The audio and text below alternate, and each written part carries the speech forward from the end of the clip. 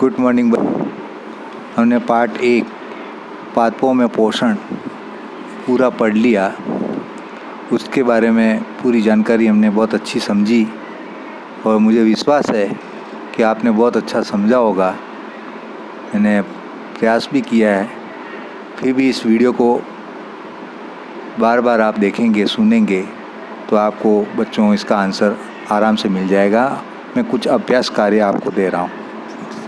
कोशिश करना कि सभी उत्तर आप उसे ढूंढ सकें, निकाल सकें। इसके बाद नेक्स्ट वीडियो में मैं आपको अभ्यास कार्य की उत्तरमाला प्रस्तुत करूंगा। इसमें कोई चिंता की बात नहीं है, अगर नहीं मिलता है कोई बात नहीं, मैं नेक्स्ट में इसका उत्तरमाला प्रस्तुत करूंगा। अब हम अभ्यास कार्य जो पढ़ने जा रहे हैं उसमें क्या क्या प्रश्न है, किस तरह से उत्तर देना है, उसके बारे में मैं आपको समझाता हूँ। उसे ध्यान से सुनना। इससे पहले भी मैंने कई बार इसको बता रखा है कि जितने सजीव हैं उसकी खाद्य की आवश्यकता होती है। उनको अपनी वृद्धि और शरीर के रखरखाव के लिए आवश्यक ऊर्जा प्राप्त करने हैं, तो कैसे प्राप्त करते हैं पेड़ पौधे, ये सारी चीज़ें मैंने बता रखी है कि प्रकाश संश्लेषण करते हैं। पत्तों में क्लोरोफिल होता है जो हरे नज़र आते हैं, उससे भोजन बनाते हैं। लेकिन कुछ पादप ऐसे भी होते हैं जो भोजन नहीं बना सकते हैं, दूसरों पर आधारित होते हैं। ये सारी जो जानकारी मैंने दी थी उसी आधार पर मैंने कुछ प्रश्न बनाए हैं, उन्हें हल करने का प्रयास करेंगे। सबसे पहले मैंने दिया है रिक्त स्थान की पूर्ति कीजिए।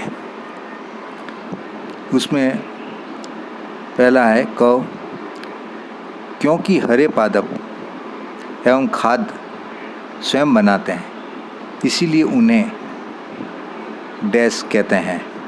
मतलब जो हरे पादप होते हैं जिसके अंदर क्लोरोफिल होता है, जो प्रकाश संश्लेषण की क्रिया कर सकते हैं, खुद खाना बनाते हैं, ऐसे पौधे को हम क्या कहते हैं। यहाँ डैश डैश जो किया हुआ है उसमें आपको लिखना है, उसमें आपको ये लिखना है कि उसे क्या कहते हैं।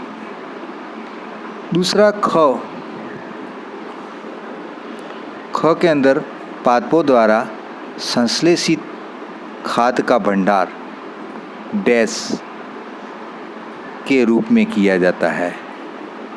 मतलब जो पादप हैं, जो पेड़ पौधे हैं, संश्लेषित मतलब उसको इकट्ठा करते खाद्य के रूप में, भंडार करते हैं।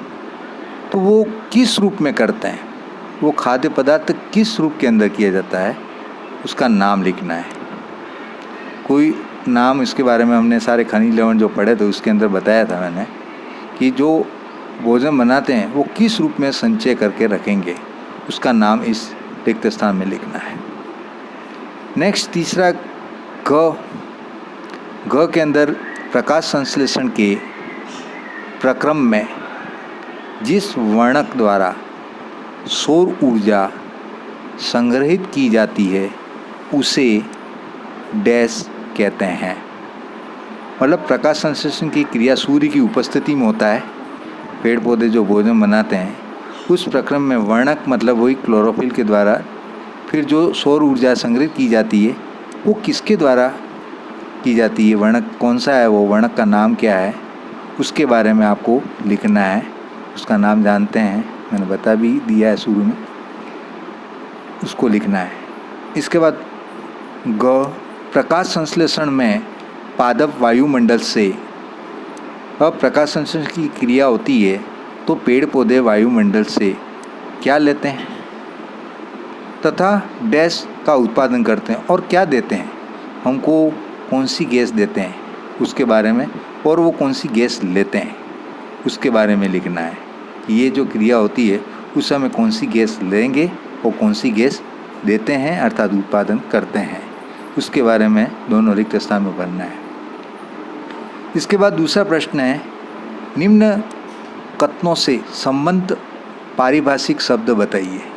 मतलब आपको एक शब्द के अंदर, एक वर्ड के अंदर इसका उत्तर देना है कि वो कौन है। जैसे कि क लिखा हुआ है पीत दुर्बल तने, मतलब बिल्कुल दुबले पतले छोटे से तने वाले, मतलब मोटे तने नहीं, पतले दुबले तने वाला परजीवी पादप है। परजीवी मतलब दूसरों पे आधारित है पेड़ पौधा, वो कौन सा है वो नाम आपको लिखना है। सिर्फ वन वर्ड मतलब एक शब्द के अंदर लिखना है। कि वो कौन सा है जो दुबला तने वाला है, परजीवी मतलब दूसरों पर, पादप पे, पेड़ पौधों पर रहने वाला है, इसका नाम बताना है। ख, एक पादप जिसमें स्वपोषण एवं विषम पोषण दोनों ही प्रणालियाँ पाई जाती है। मतलब एक ऐसा पादप है, एक ऐसा पौधा है जो स्वयं पोषण मतलब खुद भोजन भी बनाता है और विषम पोषण जो दूसरों पे भी आधारित है, दोनों चीज़ें हों, ऐसा कौन सा है, उस पादप का नाम बताना है, जो मैंने पूर्व में समझा रखा है। देखें, प्रयास करेंगे। ग, वे रंध्र, रंध्र का मतलब छिद्र, जिनके द्वारा पत्तियों में गैसों का आदान प्रदान, या हम कह सकते हैं विनिमय होता है। मतलब पत्तियों में गैसों का आदान प्रदान जो होता है वो किसके द्वारा होता है, रंध्र के अंदर क्या होता है जिससे ये लेन देन कर सकता है। मतलब जो गैसें बाहर निकल सकती हैं, खुद ले सकती हैं, इस तरह से उसका नाम बताना है। नेक्स्ट, एक शब्द में उत्तर दीजिए। अमरबेल स्वपोषी, परपोषी किसका उदाहरण है, बताइए। तो इसमें बताना है कि अमरबेल जो है वो स्वपोषी या परपोषी। आपको यहाँ टिक नहीं लगा के आगे नाम लिखना है कि वो स्वपोषी कहलाता है या परपोषी। आप जानते हैं अमरबेल कहाँ होती है, दूसरे किसी पेड़ पौधों पर आधारित है, तो वो कौन सा है उसका नाम बताना है। इसके बाद कीटों को पकड़कर अपना आहार बनाने वाले पादप का नाम क्या है। मतलब छोटे छोटे कीटों को, कीड़ों को खा जाते हैं, उसको हम क्या कहते हैं, उस पादप का नाम बताना है। जो हमने बताया था उसको कि अंदर कीट गिरने पर जो उसको पकड़ता है और उसको पचा लेता है, इस तरह से उस पादप का क्या नाम था, उस नाम बताना है। तीसरा, पादप के किस भाग द्वारा, मैंने रेड अक्षर में लिखा है किस भाग, मतलब वो भाग का नाम बताना है, के द्वारा प्रकाश संश्लेषण हेतु वायु से कार्बन डाइऑक्साइड ली जाती है। मतलब पादप पेड़ पौधों के किस भाग के द्वारा प्रकाश संश्लेषण हेतु वायु से कार्बन डाइऑक्साइड ली जाती है। ऐसा कौन सा भाग है जिससे कार्बन डाइऑक्साइड पेड़ पौधे ले पाते हैं। चौथा, वायुमंडल से मुख्यतः जिस भाग द्वारा पादप कार्बन डाइऑक्साइड प्राप्त करते हैं वह है। वो कहाँ से कार्बन डाइऑक्साइड प्राप्त करते हैं वायुमंडल में, उसके बारे में नाम लिखना है आपको, जिस भाग से ये कार्बन डाइऑक्साइड लेते हैं। नेक्स्ट, प्रश्न 4, कॉलम ए में दिए गए शब्दों का मिलान कॉलम बी के शब्दों से कीजिए। इसमें 2 कॉलम लिखे हुए हैं, ए और बी। दोनों के जो कॉलम ए और बी दोनों का आपको मिलान करना है कि कौन सा राइट है। उसके बारे में आपको सामने या तो आंसर लिखें, एरो से इसे व्यक्त करें कि क्लोरोफिल किससे संबंध रखता है, कॉलम बी में आप पता लगाना है। इसी तरह से नाइट्रोजन का संबंध किससे है, ये कॉलम बी से आपको एरो करके इसको समझाना है, बताना है, या सामने उसका आंसर लिखना है। ग, अमरबेल के बारे में हमने समझा था, वो किस पर आधारित थे, वो सारी चीज़ें हमने समझी थी। तो कॉलम बी में आपको बताना है कि कौन सा जीव है, उसके बारे में बताना है। इसके बाद जंतु का संबंध किससे है, वो भी हमें कॉलम बी से एक एरो करके हमें बताना है कि जंतु किसके बारे में कहा गया है। और कीटभक्षी, जो कीटों को खाता है, भक्षण करता है, उसका भोजन करता है, बचा लेता है कीटों को, वो कौन है, उसके बारे में आपको यहाँ कॉलम बी के बारे में सामने बताना है। ये बच्चे प्रश्न 4 था। अब प्रश्न 5, निम्न कथनों में से सत्य एवं असत्य कथनों का चयन कीजिए।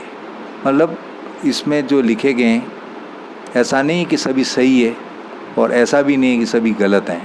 उनमें आपको जांचना है कि वास्तव में कौन सा सही है और कौन सा गलत है। तो या राइट रॉन्ग कर सकते हैं, या सत्य या असत्य लिखें। पहला प्रश्न क, प्रकाश संश्लेषण में कार्बन डाइऑक्साइड मुक्त होती है, क्या वास्तव में प्रकाश संश्लेषण की क्रिया होती है? उसमें क्या कार्बन डाइऑक्साइड बाहर निकलती है? मुक्त होना मतलब बाहर निकलती है क्या इस प्रक्रिया में? आपको लिखना है यहाँ सत्य है या असत्य। इसी प्रकार ख के अंदर ऐसे पादप जो अपना भोजन स्वयं संश्लेषित करते हैं मृत जीवी कहलाते हैं। क्या ऐसे पादप मतलब ऐसे पौधे जो अपना भोजन स्वयं संश्लेषित करते हैं, जो बनाते हैं, खुद अपना भोजन तैयार करते हैं, क्या उसको हम मृतजीवी कहते हैं या मृतजीवी कहलाते हैं? तो यहाँ हमें सत्य या असत्य लिखना है, यहाँ राइट या रॉन्ग करें। इसके बाद नेक्स्ट ग, प्रकाश संश्लेषण का उत्पादन प्रोटीन नहीं है। क्या प्रकाश संश्लेषण की क्रिया से प्रोटीन का निर्माण होता है? क्या उत्पादन प्रोटीन नहीं है? ये बताना है कि प्रोटीन है या नहीं, तो यहाँ हाँ या ना का। इसके बाद प्रकाश संश्लेषण में सौर ऊर्जा का रासायनिक ऊर्जा में रूपांतरण हो जाता है। तो क्या प्रकाश संश्लेषण की क्रिया में सौर ऊर्जा है और रासायनिक ऊर्जा में क्या रूपांतरण हो जाता है? ये भी हमें यहाँ बताना है। इसके आंसर पूरी आप कोशिश करें और सही होने चाहिए, नहीं हो तो कोई चिंता की बात नहीं है। मैं नेक्स्ट वीडियो में आपको इसकी उत्तरमाला प्रस्तुत करूँगा समझाते हुए। धन्यवाद बच्चों, घर में रहिए, सुरक्षित रहिए।